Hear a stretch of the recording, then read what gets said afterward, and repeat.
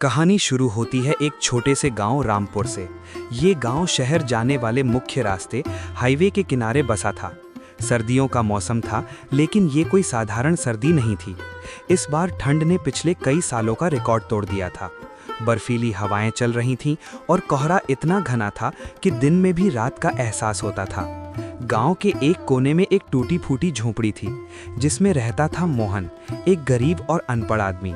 उसके परिवार में उसकी पत्नी राधा, 8 साल का बेटा सोनू और 6 साल की प्यारी बेटी मुन्नी थे।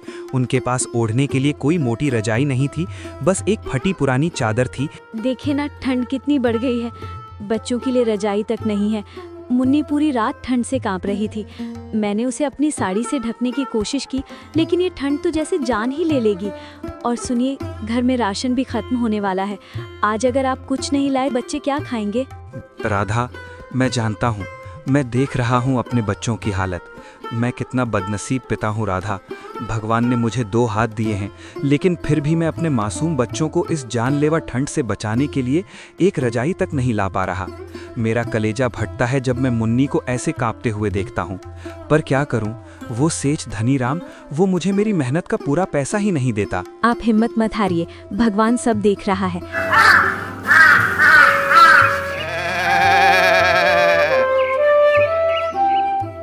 आप जाइए, शायद आज सेठ जी का दिल पसीज जाए और वो आपको पूरे पैसे दे दे। पापा, मुझे रात में बहुत तेज बुखार आया था। अभी थोड़ा ठीक लग रहा है क्योंकि मम्मी ने गर्म पानी पिलाया। लेकिन पापा, बहुत ठंड लग रही है। आप मेरे लिए कोई गर्म कपड़ा क्यों नहीं लाते? देखिए ना, ये रजाई कितनी फट गई है। इसमें से हवा सीधी अंदर आती है। तेरे पापा आज कुछ ना कुछ जरूर करेंगे। मैं सेठ जी से विनती करूंगा, शायद आज वो पैसे दे दें। मैं शाम को जरूर तुम दोनों के लिए कुछ लाऊंगा।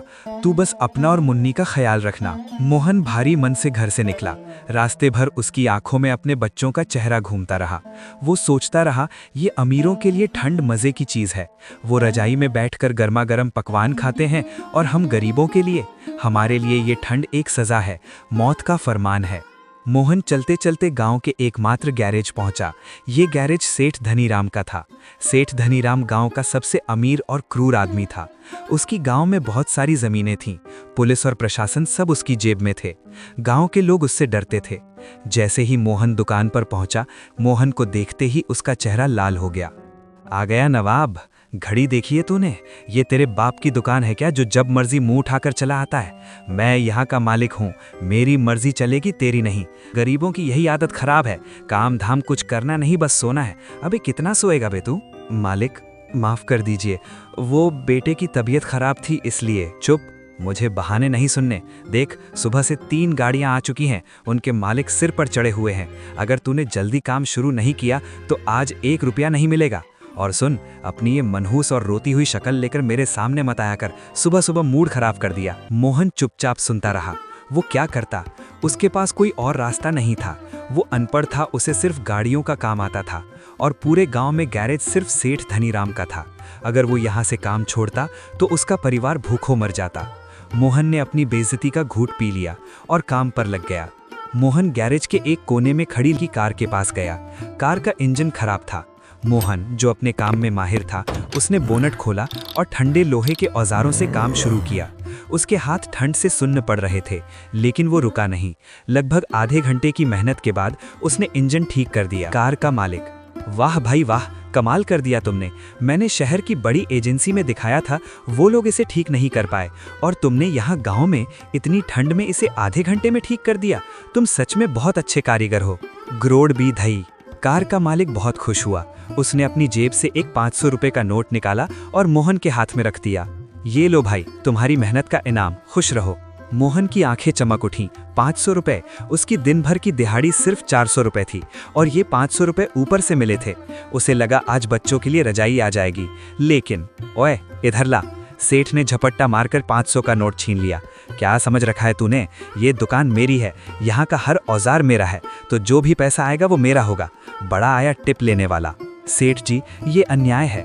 ये पैसे साहब ने मुझे इनाम में दिए हैं, ये मेरी मेहनत की कमाई है। सेठ जी, मेरे बच्चे ठंड में ठिठुर रहे हैं, मुझे उनके लिए रजाई लेनी है, दे दीजिए सेठ जी। जुबान लड़ाता है, अगर एक शब्द भी और बोला तो अभी काम से निकाल दूंगा, फिर देखते रहना अपने बच्चों को तड़पते हुए। जा बाकी गाड़ियां घीक कर, खबरदार जो पैसे के बारे में सोचा भी तो।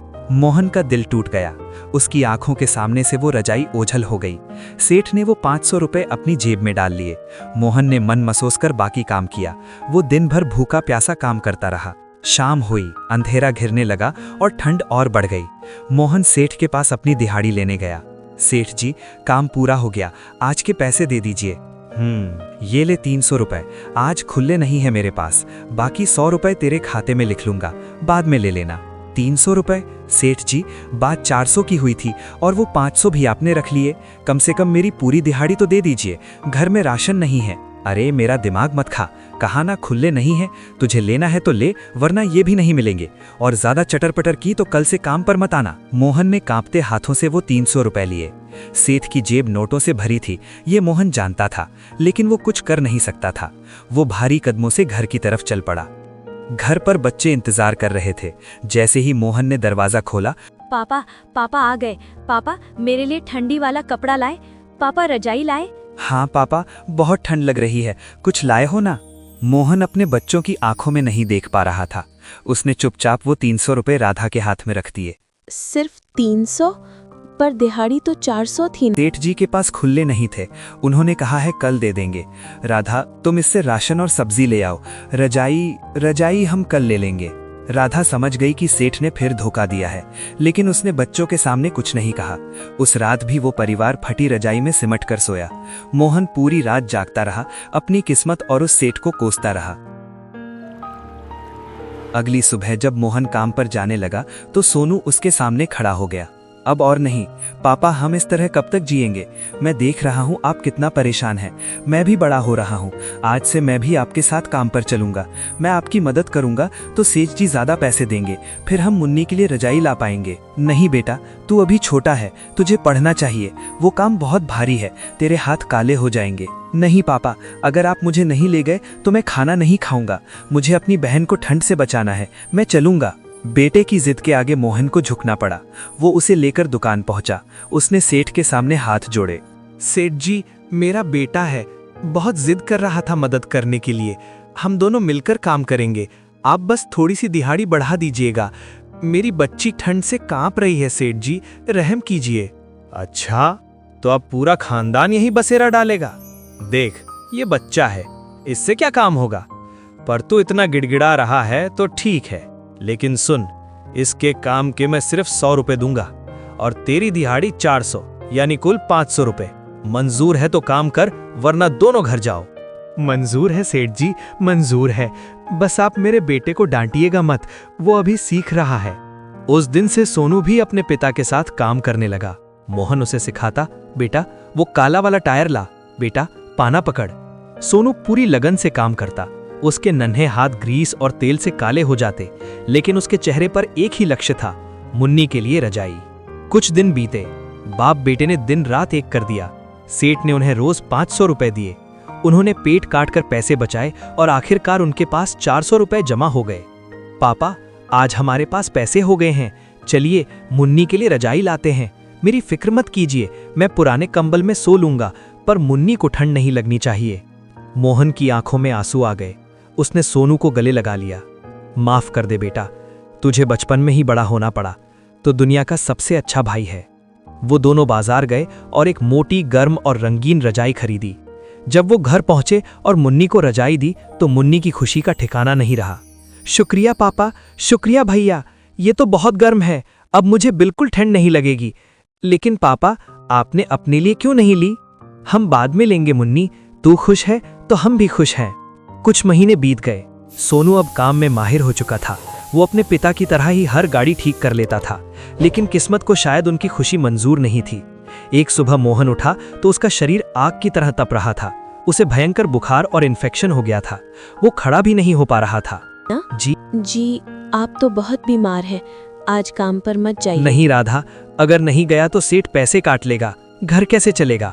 पापा, आप आराम कीजिए, मैं हूं ना, मुझे सब काम आता है। मैं आज अकेले दुकान संभाल लूंगा, सेठ जी को समझा दूंगा। सोनू अकेले दुकान पर गया। सेठ ने जब उसे अकेले देखा तो भड़क गया। अबे, तेरा बाप कहाँ है? कामचोर कहीं का, बीमारी का बहाना बनाता है। भाग यहाँ से, मुझे बच्चा नहीं कारीगर चाहिए। सेठ जी, पापा बहुत बीमार हैं, लेकिन मैं सारा काम कर लूंगा, आप गुस्सा मत कीजिए, मुझे सब आता है। ठीक है, लग जा काम पर, लेकिन अगर एक भी गलती हुई तो खाल उधेड़ दूंगा। सोनू ने दिन भर अकेले काम किया। शाम को उसने आकर मजदूरी मांगी। सेठ जी, आज का काम हो गया, पापा की दवाई लेनी है, कृपया 200 रुपए दे दीजिए। 200 रुपए? किस बात के? तेरा बाप आया क्या? नहीं ना, तो तुझे सिर्फ बच्चे वाली दिहाड़ी मिलेगी। ये ले 100 रुपए और दफा हो जा। सोनू रोता हुआ 100 रुपए लेकर घर गया। दवाई आई, लेकिन कम दिन की। अगले दिन सोनू फिर भूखा प्यासा काम पर गया। दोपहर में कार आई। कार वाले ने खुश होकर सोनू को 10 रुपए टिप दी। सोनू को बहुत भूख लगी थी। उसने देखा सेठ खाना खा रहा है और उसे पूछ भी नहीं रहा। सोनू ने वो 10 रुपए लिए और बगल की दुकान से समोसा ले आया। जैसे ही सोनू ने समोसा खाना शुरू किया, सेठ की नजर उस पर पड़ गई। ओए भिखारी की औलाद! सेठ ने सोनू के हाथ से समोसा मारकर गिरा दिया। काम छोड़कर ठूस रहा है, पैसे कहां से आए? चोरी की तूने? नहीं सेठ जी, वो काले कार वाले साहब ने दिए थे, मुझे भूख लगी थी। भूख लगी थी? आज तेरी भूख मिटाता हूं। आज तुझे 1 पैसा नहीं मिलेगा और ये 10 रुपए भी मेरे हैं, क्योंकि तू मेरी दुकान पर खड़ा है। जा, अब बिना पैसों के काम कर। सोनू रोते रोते काम करता रहा। शाम को खाली हाथ घर लौटा। घर पर मोहन की हालत बिगड़ रही थी। रात गहरी हो चुकी थी। बाहर बर्फीली हवाएं साएं साएं कर रही थी। झोपड़ी के अंदर का मंजर दिल दहला देने वाला था। मोहन, जो घर का एकमात्र सहारा था, खटिया पर पड़ा बुरी तरह से खांस रहा था। उसका शरीर बुखार से तवे की तरह तप रहा था। उसकी सांसें फूल रही थीं। राधा उसके माथे पर ठंडे पानी की पट्टियां रख रही थी, लेकिन बुखार उतरने का नाम नहीं ले रहा था। सोनू और मुन्नी सहमे हुए अपने पिता को देख रहे थे। राधा, मुझे लग रहा है मेरा वक्त आ गया है। छाती में बहुत दर्द हो रहा है, सांस नहीं ली जा रही। अगर मुझे कुछ हो गया तो बच्चों का ख्याल रखना। जी, ऐसा मत बोलिए, आपको कुछ नहीं होगा। आप हमें छोड़कर नहीं जा सकते। सोनू बेटा, जल्दी जा, पड़ोस वाले डॉक्टर चाचा को बुला ला, कह दे पापा की सोनू तबीयत नंगे बहुत पांव खराब अंधेरे है। में दौड़ा। वो पास ही रहने वाले एक छोटे डॉक्टर को बुला लाया। डॉक्टर ने मोहन की जांच की, उसकी छाती पर आला लगाया और चेहरा गंभीर बना लिया। राधा बहन, मामला बहुत गंभीर है। मोहन भाई को फेफड़ों का गंभीर इन्फेक्शन हो गया है। गैरेज में दिन रात गंदे तेल, धुएं और धूल में काम करने की वजह से और ऊपर से ठीक से खाना ना मिलने के कारण इनके शरीर में ताकत नहीं बची है। इनकी हालत नाजुक है। तो डॉक्टर साहब, इलाज कीजिए ना, कुछ भी कीजिए, इन्हें बचा लीजिए। इलाज तो हो जाएगा, लेकिन इसमें खर्चा बहुत आएगा। महंगी दवाइयाँ और इंजेक्शन लगेंगे। कम से कम 15,000 से 20,000 रुपए का खर्चा आएगा और इलाज तुरंत शुरू करना होगा, वरना 20,000 रुपए। ये रकम उस गरीब परिवार के लिए पहाड़ जितनी बड़ी थी। उनके पास तो खाने के लाले थे, इतने पैसे कहाँ से आते? लेकिन पति की जान बचानी थी। राधा रोने लगी। सोनू ने अपनी माँ के आंसू पोंछे। अगली सुबह मोहन तो उठ भी नहीं पाया। राधा और सोनू गांव में मदद मांगने निकले। वो हर उस दरवाजे पर गए जिसे वो जानते थे। वो अपने पुराने दोस्तों, पड़ोसियों और जान पहचान वालों के पास गए। माफ करना राधा, हम मदद तो करना चाहते हैं, लेकिन हमारे पास खुद पैसे नहीं हैं। और सच कहें तो अगर हमने तुम्हारी मदद की और सेठ धनीराम को पता चल गया तो वो हमारा जीना हराम कर देगा। वो नहीं चाहता कि मोहन की मदद कोई करे। नहीं नहीं भाई, सेठ धनीराम से पंगा कौन लेगा? उसने पूरे गांव में मुनादी करवा रखी है कि जो मोहन की मदद करेगा उसका हुक्का पानी बंद। जाओ यहां से। हर जगह से धक्के खाने के बाद वे खाली हाथ घर लौटे। मोहन की हालत बिगड़ती जा रही थी। अब उनके पास सिर्फ एक ही रास्ता बचा था, वही इंसान जो उनकी बर्बादी की जड़ था, सेठ धनीराम। मरता क्या ना करता। सोनू अपने पिता मोहन को सहारा देकर धीरे धीरे चलाते हुए सेठ धनीराम के पास गया। सेठ अपनी गद्दी पर बैठा नोट गिन रहा था। मोहन को देखते ही उसके चेहरे पर एक कुटिल मुस्कान आ गई। उसे पता था कि ये बकरा अब खुद हलाल होने आया है। ओहो, तो आज नवाब साहब खुद चल कर आए हैं। क्या हुआ, तबीयत ज्यादा खराब हो गई क्या, या फिर भीख मांगने आए हो? सेठ जी, मैं मौत के मुंह में हूं। डॉक्टर ने कहा है 20,000 रुपए लगेंगे। मेरे बच्चों पर तरस खाकर मुझे कुछ पैसे उधार दे दीजिए। मैं आपकी पाई पाई चुका दूंगा। मैं दिन रात काम करूंगा सेठ जी। उधार? किस मुंह से उधार मांग रहा है? तेरे पास है क्या गिरवी रखने को? तेरी फटी हुई बनियान? देख मोहन, मैं कोई धर्मशाला नहीं चलाता, धंधा करता हूं धंधा। सेठ जी, मेरे पास एक ही चीज है, मेरी वो पुश्तैनी जमीन जिस पर मेरी छोटी सी झोपड़ी है। वो मेरे बाप दादा की निशानी है। आप उसके कागज रख लीजिए, पर मुझे पैसे दे दीजिए। सेठ धनीराम की आंखें चमक उठी। वो जमीन सड़क किनारे थी और उसकी कीमत आज के समय में लाखों में थी। सेठ की नजर उस पर बरसों से थी। जमीन? वो बंजर टुकड़ा। ठीक है, मैं तेरी मदद कर देता हूं, लेकिन मेरी शर्तें सुन ले। सिर्फ 15,000 रुपए दूंगा और वक्त मिलेगा तुझे सिर्फ 30 दिन।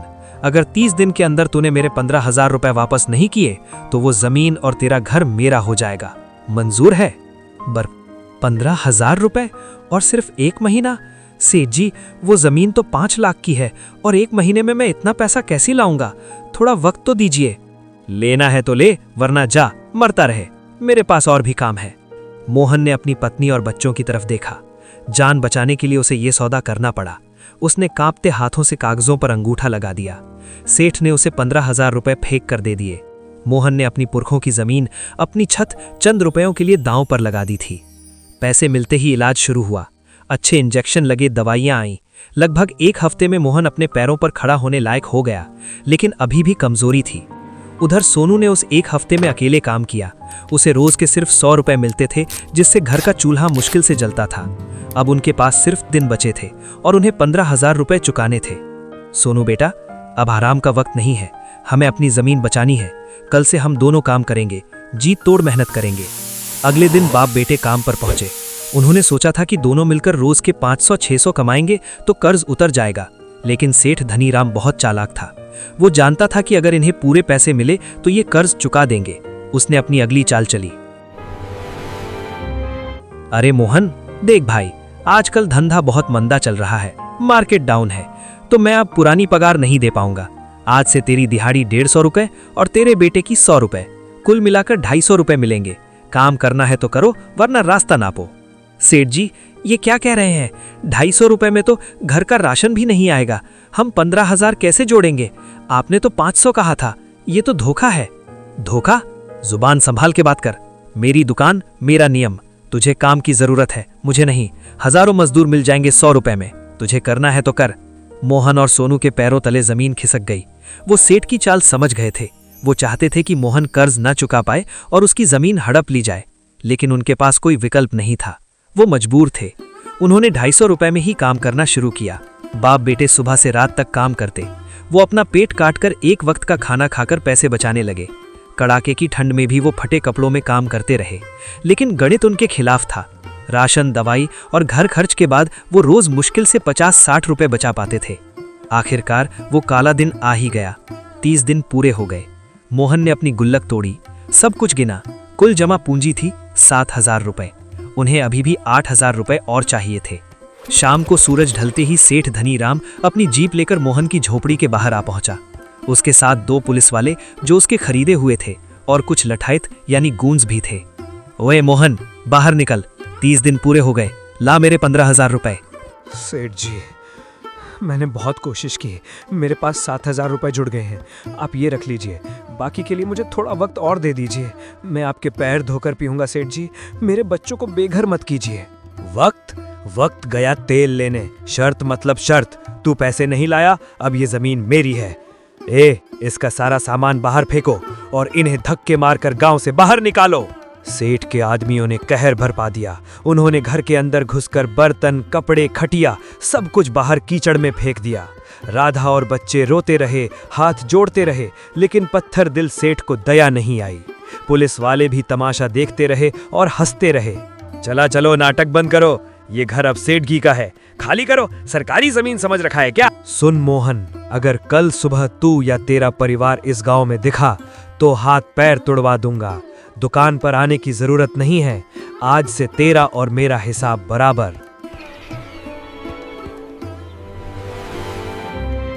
उस बर्फीली रात में मोहन और उसका परिवार सड़क पर आ गया। उनके सिर से छत छिन चुकी थी। सेठ ने घर पर ताला लगाया और हंसते हुए चला गया। परिवार बेघर हो चुका था। उनके पास जाने के लिए कोई जगह नहीं थी। गांव का कोई भी आदमी उनकी मदद के लिए आगे नहीं आया, क्योंकि सब सेठ से डरते थे। वो गांव के बाहर जंगल के किनारे एक पुराने बरगद के पेड़ के नीचे चले गए। वो पेड़ ही अब उनकी छत थी। अब क्या होगा जी? इतनी ठंड है, मुन्नी को देखिए, उसका शरीर नीला पड़ रहा है। हम रात कैसे काटेंगे? तूने हमें किस इम्तिहान में डाला है? मुन्नी बेटा, तू इस रजाई में घुस जा। सोनू, तुम सब एक दूसरे से सटकर बैठो। मैं पूरी रात जागकर पहरा दूंगा। यहाँ जंगली जानवरों का भी खतरा है। वो रात उस परिवार के लिए कयामत की रात थी। आसमान से ओस गिर रही थी, हवा चाकू की तरह काट रही थी। बच्चे भूख और ठंड से बिलख रहे थे। सोनू ने अपनी रजाई मुन्नी को दे दी और खुद ठिठुरता रहा। मोहन की आंखों से आंसू बह रहे थे। उसे अपनी लाचारी पर इतना गुस्सा आ रहा था कि वो मर जाना चाहता था, लेकिन बच्चों की जिम्मेदारी ने उसे रोके रखा। अगली सुबह जंगल की सड़क। जैसे तैसे सुबह हुई। सूरज की हल्की किरणें निकली, लेकिन ठंड कम नहीं हुई। बच्चे भूख से बेहाल थे। पापा, आप मुन्नी और माँ के पास रहिए। मैं जंगल के रास्ते सड़क की तरफ जाता हूँ। शायद कोई काम मिल जाए या कोई गाड़ी वाला कुछ खाने को दे दे, या जंगल से कुछ फल ही ले आऊँगा। बेटा, ध्यान से जाना, जंगल घना है। जंगल के रास्ते से गुजरते हुए मुख्य सड़क यानी हाईवे के पास पहुंचा। सड़क सुनसान थी। तभी उसकी नज़र एक सफ़ेद रंग की एम्बुलेंस पर पड़ी जो सड़क किनारे खड़ी थी। उसका बोनेट खुला हुआ था और उसमें से धुआं निकल रहा था। सोनू ने देखा कि एम्बुलेंस के पास दो लोग खड़े थे। एक ड्राइवर था और एक नौजवान आदमी, मंत्री का बेटा, जो बहुत महंगे कपड़ों में था लेकिन बेहद घबराया हुआ था। वो बार बार फोन मिला रहा था लेकिन नेटवर्क नहीं था। अरे क्या कर रहे हो तुम? गाड़ी स्टार्ट क्यों नहीं हो रही? अंदर मेरे पिताजी हैं, उन्हें हार्ट अटैक आया है। अगर हम अगले आधे घंटे में शहर के अस्पताल नहीं पहुंचे तो अनर्थ हो जाएगा। जल्दी करो। साहब, मैं क्या करूं? गाड़ी गर्म होकर बंद हो गई है। मुझे समझ नहीं आ रहा। यहाँ आसपास कोई मैकेनिक भी नहीं है। सोनू समझ गया कि मामला गंभीर है। वो दौड़कर उनके पास गया। साहब जी, क्या हुआ? गाड़ी खराब हो गई है। हटो बच्चे, यहाँ तमाशा मत देखो, हमारे पास वक्त नहीं है। साहब, मैं मैकेनिक हूँ, मैं ठीक कर सकता हूँ। प्लीज मुझे एक बार देखने दीजिए, मैंने गैराज में काम किया है। मंत्री के बेटे ने देखा कि ये छोटा सा बच्चा जिसके कपड़े फटे हैं वो इतनी बड़ी बात कह रहा है, लेकिन मरता क्या ना करता। उनके पास कोई विकल्प नहीं था। ठीक है, अगर तुम इसे ठीक कर सकते हो तो करो। मेरे पिताजी की जान खतरे में है, जल्दी करो। सोनू ने तुरंत बोनट के अंदर झांका। उसने देखा कि इंजन बहुत गर्म हो गया है और एक फ्यूल पाइप ढीला होकर निकल गया है, जिससे पेट्रोल सप्लाई नहीं हो रही। ये एक छोटी सी दिक्कत थी, लेकिन जिसे जानकारी ना हो उसके लिए बड़ी थी। सोनू ने अपनी जेब से एक छोटा तार निकाला जो वो हमेशा रखता था और पाइप को कसकर बांध दिया। उसने कार्बोरेटर को थोड़ा सेट किया। ड्राइवर चाचा, अब चाबी घुमाओ। इंजन स्टार्ट हो गया। मंत्री के बेटे के चेहरे पर जान में जान आई। उसने सोनू को गले लगा लिया। शाबाश बच्चे, तुमने कमाल कर दिया। तुमने आज मेरे पिता की जान बचाई है। तुम कौन हो? यहाँ जंगल में क्या कर रहे हो? साहब, मेरा नाम सोनू है। हम बेघर हैं। एक जालिम सेठ ने हमारी जमीन हड़प ली और कल रात हमें घर से निकाल दिया। मेरा परिवार वहाँ पेड़ के नीचे भूखा बैठा है।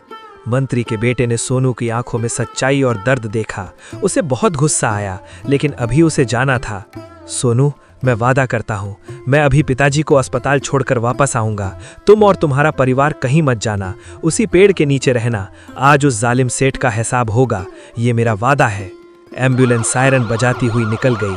सोनू को नहीं पता था कि उसने किसकी जान बचाई है, लेकिन उसे उम्मीद की एक किरण दिखाई दे रही थी। वो दौड़कर अपने माता पिता के पास गया। उस बरगद के पेड़ के नीचे सुबह से दोपहर होती जा रही थी। वो परिवार बेचैनी से इंतजार कर रहा था। सोनू जंगल से दौड़ता हुआ वापस उस बरगद के पेड़ के नीचे आया, जहां उसका परिवार ठंड से ठिठुर रहा था। राधा और मोहन ने देखा कि सोनू की सांस फूली हुई है, लेकिन उसकी आंखों में एक अजीब सी चमक है, एक ऐसी उम्मीद की चमक जो पिछले कई महीनों से गायब थी। सोनू बेटा, तू कहाँ चला गया था? हम कितना डर गए थे। कुछ खाने को मिला?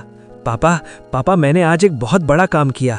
मैंने एक एम्बुलेंस ठीक की। उसमें एक बहुत बड़े आदमी थे, कोई मंत्री जी थे। उनके बेटे ने मुझसे वादा किया है, वो आएंगे पापा, वो जरूर आएंगे और उस जालिम सेठ को सबक सिखाएंगे। बेटा, बड़े लोग अक्सर वादे करके भूल जाते हैं। वो अपनी मुसीबत में थे इसलिए उन्होंने मदद ली। अब वो क्यों आएंगे हम गरीबों के लिए? तू बेकार की उम्मीद मत लगा। उन्हें लगा सोनू बच्चा है, बातों में आ गया होगा, और ठंड फिर से अपना कहर बरपाने लगी। उम्मीद की किरण धुंधली हो रही थी। मोहन ने एक लंबी आह भरी। चलो, हमें रात के लिए कुछ लकड़ियां इकट्ठी करनी होंगी। लगता है आज की रात भी यहीं खुले आसमान के नीचे कटेगी। तभी गाड़ियां रुकी। बीच वाली काली गाड़ी से वही नौजवान, मंत्री का बेटा जिसका नाम विक्रम था, उतरा। उसके साथ पुलिस के बड़े बड़े अफसर और कमांडो थे। मैंने वादा किया था ना, मैं आ गया हूँ। आप ही हैं मोहन काका।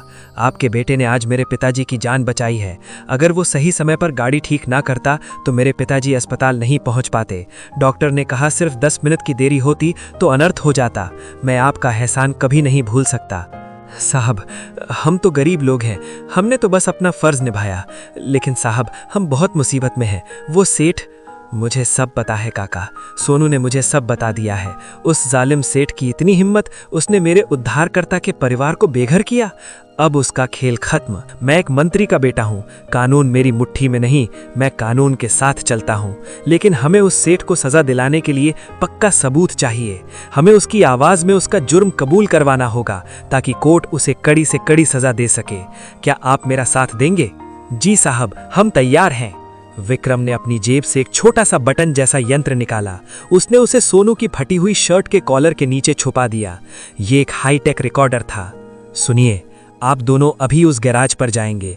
आप सेठ के सामने गिड़गिड़ाना, उससे काम मांगना, उसे उकसाना ताकि वो अपना सच उगले। वो अपने मुंह से कबूले कि उसने जमीन कैसे हड़पी और वो गरीबों को क्या समझता है। हम बाहर गाड़ी में बैठकर सब सुनेंगे। जैसे ही वो अपना जुर्म कबूलेगा, खेल खत्म। सेठ धनीराम अपनी दुकान बंद करने ही वाला था। वो बहुत खुश था क्योंकि आज उसने मोहन की जमीन के फर्जी कागज पक्के करवा लिए थे। तभी मोहन और सोनू वहां पहुंचे। सेठ उन्हें देखकर आग बबूला हो गया। अरे, तुम मनहूस फिर आ गए। मैंने कहा था ना कि अगर शक्ल दिखाई तो टांगे तोड़ दूंगा। बेशर्मों की तरह फिर चले आए। सेठ जी, माफ कर दीजिए, हमें बहुत भूख लगी है। हमें काम दे दीजिए, हम आपकी हर शर्त मानने को तैयार हैं। हमारी जमीन वापस दे दीजिए सेठ जी, वो मेरे पुरखों की निशानी है। जमीन? भूल जाओ उसे। वो जमीन अब सेठ धनीराम की है। और काम? तुझे काम चाहिए? सुन, अब मेरी नई शर्त सुन। आज से अगर काम करना है तो तुझे और तेरे इस पिल्ले को दिन रात काम करना होगा और पगार मिलेगी सिर्फ एक आदमी की, यानी 100 रुपए में दोनों खटोगे। मंजूर है तो बोलो, वरना जाओ। सेठ जी, आप ऐसा क्यों करते हो? आप हम गरीबों को इतना क्यों सताते हो? भगवान से डर नहीं लगता? आपने धोखे से हमारी जमीन ली, पगार काटी। सेठ को अपने पैसे और पावर का इतना घमंड था कि उसने बिना सोचे समझे अपना सच उगलना शुरू कर दिया। उसे लगा ये गरीब क्या ही कर लेंगे। भगवान? अरे ओ भिखारी, इस गांव का भगवान मैं हूं। सुन ले कान खोलकर, तुम गरीब लोग मेरे लिए जूती की धूल के बराबर हो। तुम लोगों को कीड़े मकोड़ों की तरह रेंगते हुए देखना मुझे सुकून देता है। हाँ, हड़पी मैंने तेरी जमीन, हाँ काटी मैंने तेरी पगार, क्योंकि मैं चाहता था कि तू बर्बाद हो जाए। मेरा मकसद तेरी जमीन लेना था और वो मैंने ले ली। पुलिस मेरी जेब में है, सरपंच मेरा गुलाम है। तू क्या, तेरा बाप भी मेरा कुछ नहीं बिगाड़ सकता। अब बोल, काम करना है या पुलिस से पिटवा कर जेल भिजवा दूं? सेठ की ये सारी बात, उसका ये घिनौना अहंकार विक्रम की गाड़ी में लगे रिसीवर में साफ साफ रिकॉर्ड हो रहा था। सबूत मिल चुका था। जैसे ही सेठ ने अपनी बात खत्म की, अचानक गैराज के बाहर तेज रोशनी चमकी। 4 पुलिस की जीपें और विक्रम की काली गाड़ी गैराज के अंदर दाखिल हुई। सेठ की आंखें चौंधिया गई। बहुत बोल लिया सेठ धनीराम, अब तुम्हारी जुबान बंद होने का वक्त आ गया है।